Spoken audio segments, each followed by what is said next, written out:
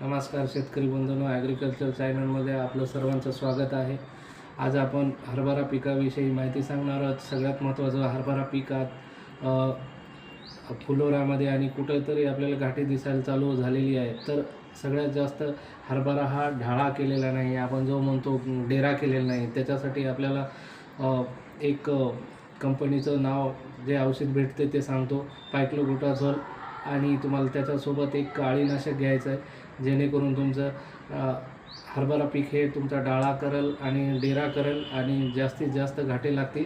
त्याच्यासाठी तुम्हाला पायक्लोबुटाझोल आणि इमामेक्टिन हे तुम्हाला औषध घ्यायचं आहे आणि फवारणी करायची आहे। त्याच्यामुळं तुम्हाला जास्तीत जास्त तुमचे घाटे चांगले लागतील आणि उत्पन्न चांगलं वाढेल। हे औषध तुम्हाला प्रति लिटर